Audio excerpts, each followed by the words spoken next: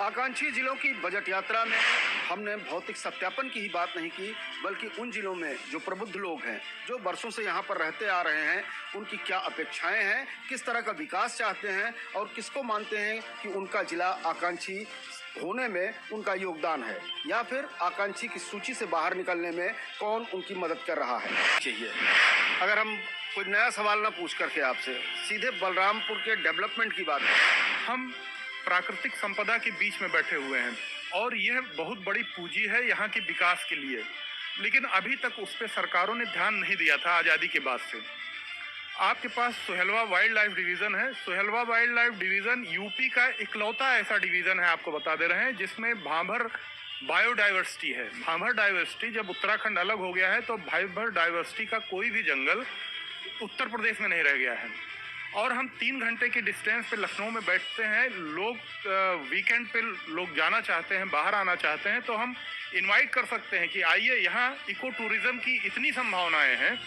जो कि बहुत बड़ा एक इंफ्रास्ट्रक्चर यहाँ पे खड़ा कर सकता है लोगों का, और इस क्षेत्र के डेवलपमेंट का एक बहुत बड़ा आधार बन सकता है। इन क्षेत्रों में और क्या हो सके कि केवल गन्ना और मसूर किसान का पेट ही न भरें, बल्कि उनके जीवन स्तर को भी ऊंचा कर सकें। अगर हम समृद्धि की बात करेंगे तो इन फसलों को, जो नगदी फसलें हैं, वो किसानों को उसके प्रति जागरूक करने, उसके प्रति शिक्षित करने के लिए ज़्यादा ज़रूरत पड़ेगी। और वो पॉलिटिकली अवेयरनेस लाने की बात हम इसलिए कर रहे हैं क्योंकि जिस तरह की सरकार ने ODOP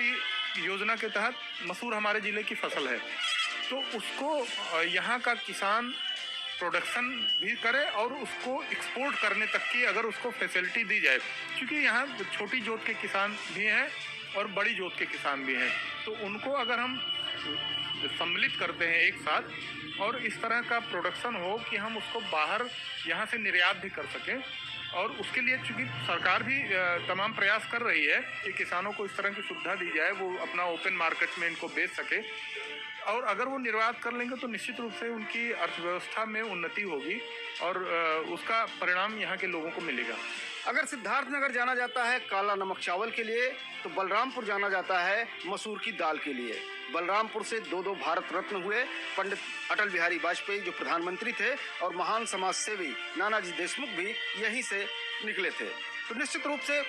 बलरामपुर की आकांक्षाएं और अपेक्षाएं वो बलवती हैं, और ये विकास की राह पर चल पड़ा है। सड़कें अच्छी बनी हैं तो सरपट दौड़ेगा भी।